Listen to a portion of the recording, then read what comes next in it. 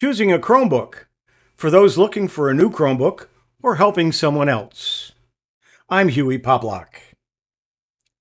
What do you do on a computer? Email? Facebook?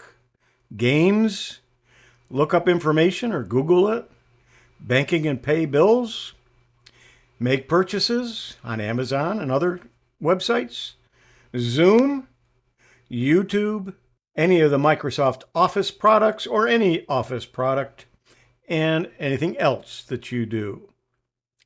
Pros of owning a Chromebook is they boot quickly. They're effectively impervious to viruses. Some people can cause their own issues. Generally speaking, they're inexpensive, usually anywhere from $200 to $500, depending upon the size and features, but they can be up to $1,500 and more. Voice commands, you can say OK G from the launcher to invoke Google's voice-powered assistant. There's tight integration with everything Google, Gmail, Drive, Calendar, and so on. That means any document created in, say, Google Docs is automatically archived to Drive.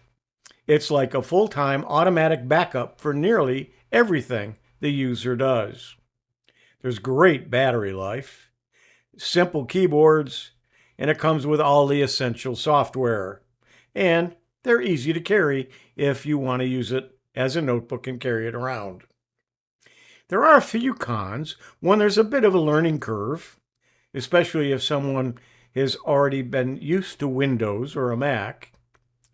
Printing can be a challenge, and it does rely on the internet, although you can work offline, and when you connect to the internet, it then updates and does what it needs to do. So what to look for in a Chromebook? The following are many important considerations when purchasing a Chromebook. They are in no particular order, and I have highlighted some that I consider to be of higher priority for most of you, but that will vary from person to person. The brand: Asus, Acer, HP, Dell, and a slew of others. The screen size, generally between 10 and 17 inches.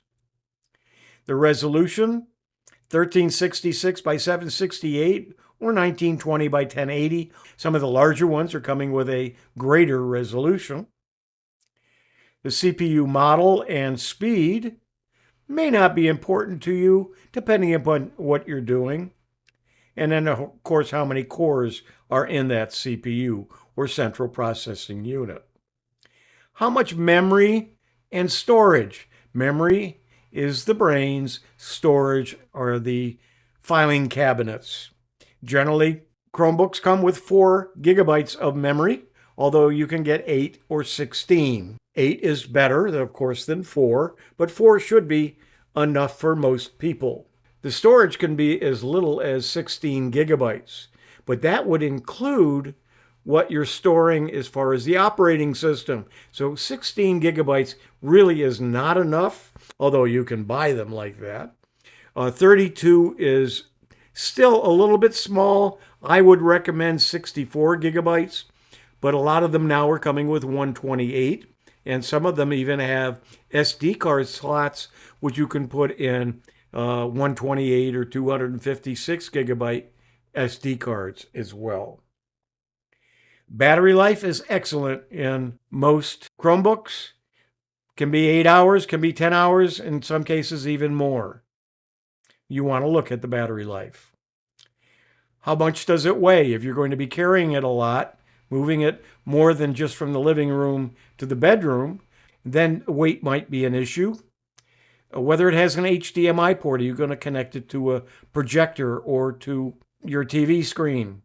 You might want to look for an HDMI port on it.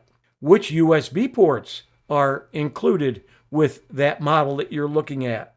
Most of the new ones only have a USB-C, and sometimes they'll have 2 of them. And you can get a USB hub or a USB extension with various connectors on it. So if that's all it has, that's not a real big issue. What's the price? What's your budget?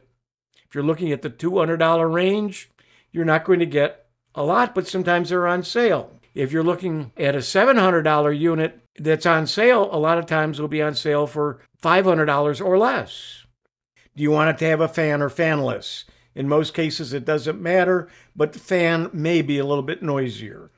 Does it support Android?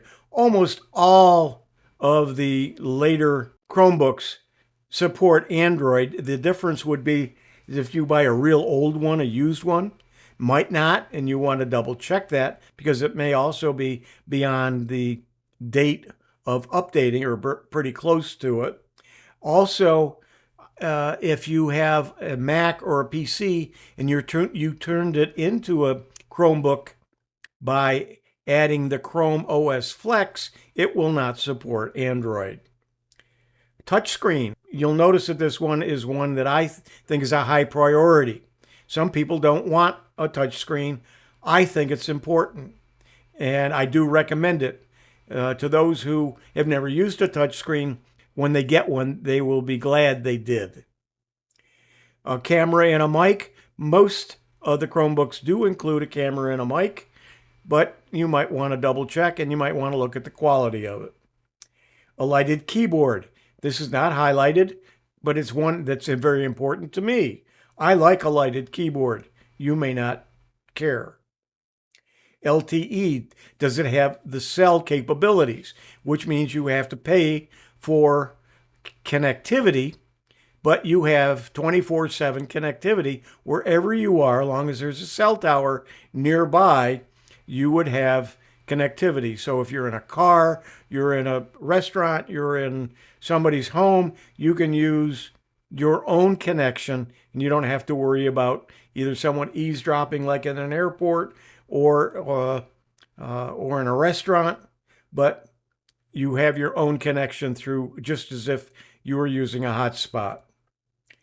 Do you want it to be 360 degrees? That means will it fold all the way back and make into a tablet? And you want to really look at the AUE, or automatic update expiration date. This is very important, and a lot of the ads and a lot of the packaging do not tell you what the AUE is, and it's based on the release date of that model, not when you purchase it. Auto update expiration. Chrome devices like Chromebook, Chromebox, Chromebase, Chromebit receive automatic updates that enhance both the device and its software. Device updates provide the latest features and keep the device secure and are applied across the operating system, browser, and hardware.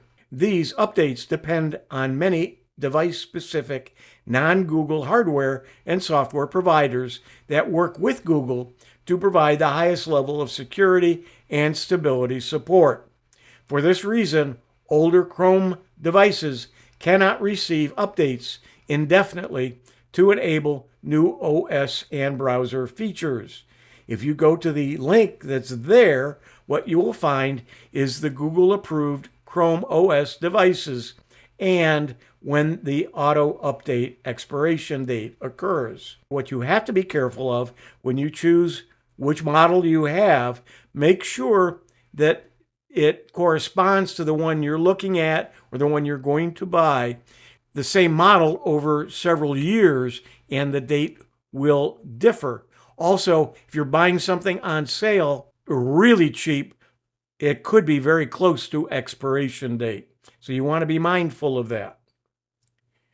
Recently, in September of 2022, PC Mag did a comparison of 10 different models of Chromebooks. And we're going to examine that. But this is what the page looks like on the website. There is the link for it. I created an Excel spreadsheet, which we're going to take a look at a little more closely from this photo of it.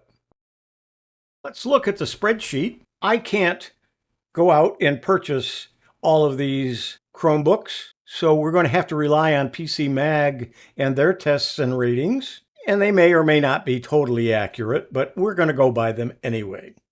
So we have set up the spreadsheet so that when we move everything, the names of the models will stay at the top. We have 4 Lenovos, 3 Acers, a Dell, an Asus, and an HP. So we've got 10 Chromebooks, all different types. PC Mag does pick the Acer Chromebook Spin 713, the 2022 edition, as their #1 choice. Let's take a look at their topics. First is the laptop class. A convertible means that it will open and close, and usually the convertibles mean that they are a 360-degree Chromebook. Some are detachable, which means the keyboard comes off and the Chromebook becomes a tablet. Others are just a plain Chromebook. We have 2 AMD Ryzen 5s. We've got a couple of MediaTeks. We have an Intel Core i5, i3, and an Intel Celeron, and a Qualcomm Snapdragon. There's 2 of those. The processor speeds range starting at 1.1 gigahertz all the way up to 3 gigahertz. The RAMs tested, most of them have 8 gigabytes in this test group, and the rest have 4 gigabytes. The drives are either eMMC flash or SSD. The drives are either 128 gigabyte, there's one 256, there is a 16 gigabyte, which I do not recommend. There are three at 64 gigabytes, and then the rest are 128 or 256. The screen sizes range from a little over 10 inches to just over 17 inches. The native resolution, I like 1920 by 1080. Acer is even higher resolution than that, but then we also have a couple that are 1366 by 768. Those are usually the smaller screen sizes. All of these, but 2 are touch screens. The graphic processors usually are chips on the motherboard, but those particular chips may vary, as you can see. Now, the wireless networking, you're going to see Bluetooth, I believe, in almost all of them. One isn't mentioned, but I gather that it probably does have Bluetooth. But you will see that some is the 802.11, that's the Wi-Fi. Some are A, some are AC, some are AX. Few of them are Wi-Fi 6 compatible. It does give you the dimensions of the various ones, and then the weight might be important for you, anywhere from just over 2 pounds to just over 5 pounds. The battery life varies quite a bit. 6 hours and 23 minutes is not very much for a Chromebook, but we've also got one that tested out at 21 hours and 10 minutes. For the most part, they're between 8 and 12 hours. And I added to the bottom of their chart the AUEs as best as I could figure out, because some of the models weren't complete when you looked at the list. So you've got to be careful in this particular model, whether you have one that will hit the expiration date of June of 24, or will it be June of 29? That's a big difference.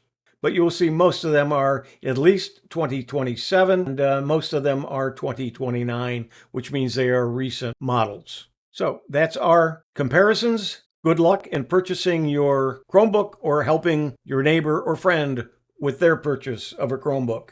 I'm Hewie Poplock.